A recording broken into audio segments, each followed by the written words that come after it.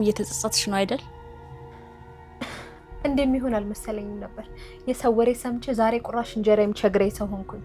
ያን ያክል ብር እንዳልቆጠርኩ። አዎ የሰው ወሬ መስማት አልነበረብሽም። ጀምረው ማንነቴን ያጣሁት ባሌ ክብሬ ማረጌ ነበር። የገንዘብ ምንጭሽም ነበር። እንኳን ላንቺ ለኔም ተተርፊ ነበር። አሁን ምን አለሽ? ምንም የለሽም። ውስጤ በጣም እየተሰበረ ውስጤ ያለው አውሬ በድጋሚ ፈንቅሎ ሊወጣ ስራው በጣም አደገኛና ሞት የሚያስከትል ነው።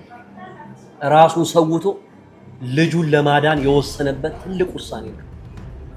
ጊዜያችን ከተከለከለ መሰለሽ ለማንኛውም ሽማግሌ ሳይላክ ብሩክን ከጫፍ እንዳታደርሽ። የቀማሽ ባለኔ ጋር ምን አባቱ ፈልጎ ይመጣል? እዛው ጓዳ ምናምን ፈልጊው።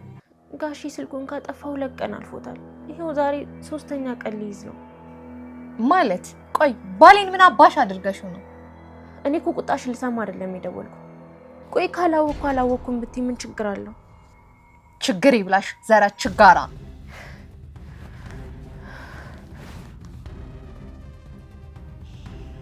እኔን ሰፈራው ስሸሸው የነበረ ነገር ይድረስብኝ። አንዳንድ ነገሮችን ዘግይቶ ማድረግ ይኸውልሽ ዋጋ ያስከፍላል። መግደል በነበረብኝ ጊዜ አለመግደሌ ነው ይሄ ሁሉ ዋጋ የሚያስከፍለኝ። አሁን ምንም የደረስክበት ፍንጭ የለም? ኧረ ምንም የለም። ምንም ፍንጭም ምንም ነገር የለም። ገርባ አንዳች ነገር ብታደርጊ ማለት ነው ይሄንን ነገር ባክ የዛን ያንቺ ላይ ታበቅ ስጋሽን እንዲህ ዘልዝዬ ላሞራ ነው ማሰጠው። እየተጸጸትሽ ነው አይደል? እንደሚሆን አልመሰለኝም ነበር። የሰው ወሬ ሰምቼ ዛሬ ቁራሽ እንጀራ የሚቸግረኝ ሰው ሆንኩኝ። ያን ያክል ብር እንዳልቆጠርኩ።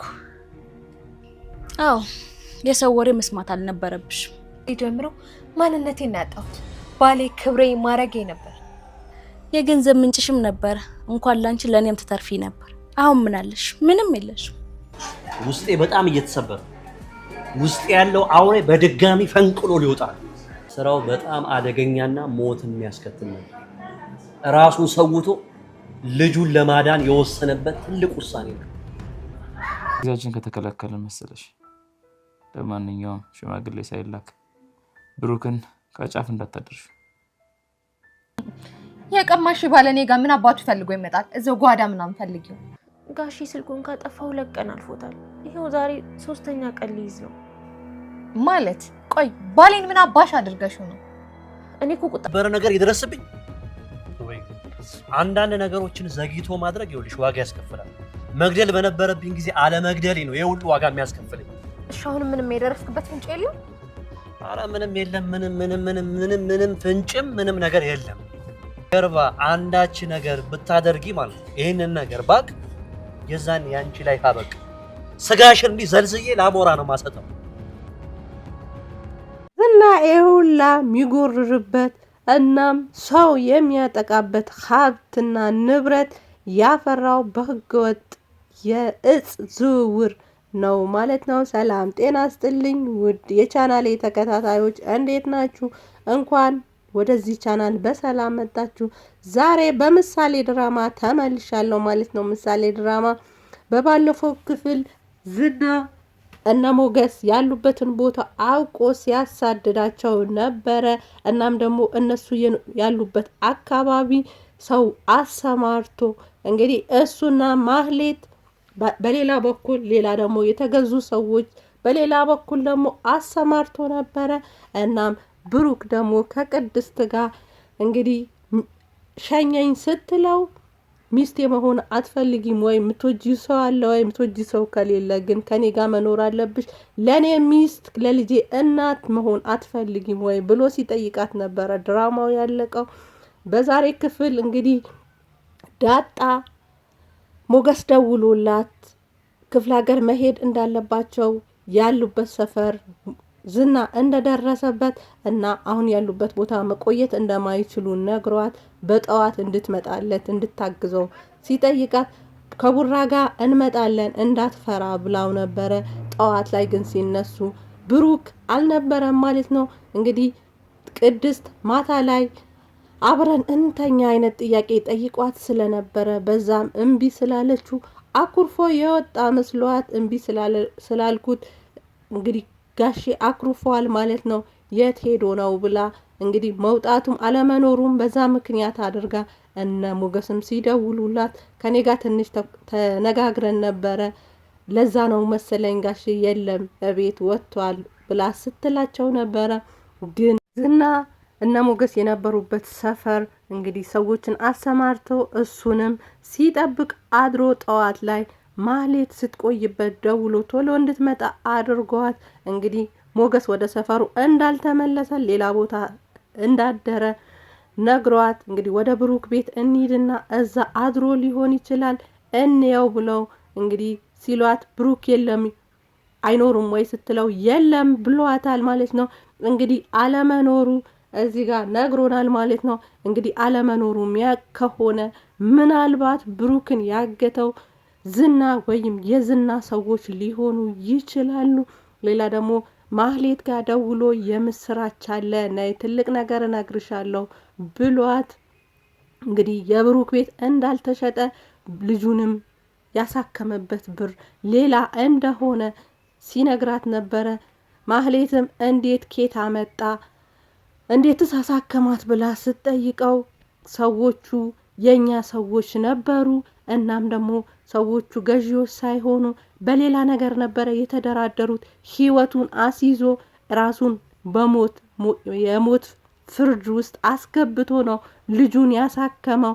እንግዲህ የኛ ሰዎች ኮኬን ይዞ ወደ ሄደበት ወደ ባንኮክ እንዲወስድ ነበረ የተነጋገሩት እና ብሩንም ከተቀበለው በኋላ ኮኬኑ ቆሻሻ መጣያ ውስጥ ጥሎት ነው የበረረው። እናም አሁን ችግር ውስጥ ገብተዋል፣ ከሰዎቹም ጋር ተጣልተዋል ብሎ ነግሯት ነበረ። እናም ደግሞ ክሷንም እንድታንቀሳቅስ ነግሯታል ማለት ነው።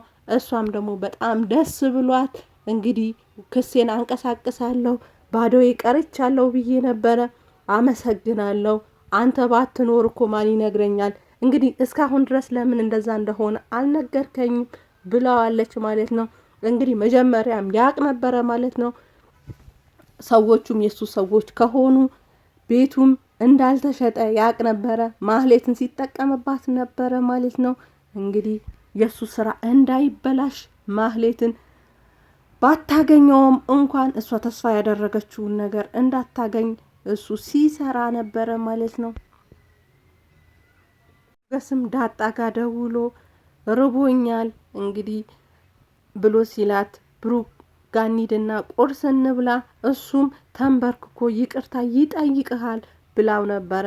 ወደ ቤትም መጥተው ሲመጡም ቅድስት እነዝና እዛ ሰፈር መሆናቸውን ስትነግራቸው እነሱም በሩጫ እነሱ ከሌሉ ወደዛ ወደ ሉላ ወዳለችበት ሰፈር እንሂድ ብለው ሲሄዱ እንግዲህ ጠባቂ ዝና ያቆመው ሰው እዛ ነበርና ዳጣን የሴት ልብስ ወይም ደግሞ የሙስሊም ልብስ ፊቷ እንዳትታይ ከዚህ በፊት በጨበሬነቷ ስለሚያውቋት ፊቷ እንዳትታይ ተሸፋፍና እና ቁርስ እንብላ ብላ ምግብ ቤት አስገብታው ምግብ አዘው እንድታዘናጋው አድርጓታል ማለት ነው። ሞገስ ግን ሰውየው ሳይቆይ እነሱም ገብተው ቶሎ ሳይወጡ ቀርተው ተመልሷል ማለት ነው።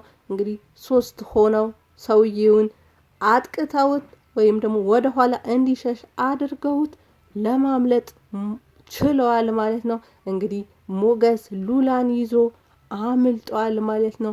ዳጣም ወደ ቤት ተመልሳ ብሩክን አለመምጣቱ እናም ደግሞ የት ሄዶ ይሆን ሚለውን ነገር ከቅድስት ጋር ካወሩ በኋላ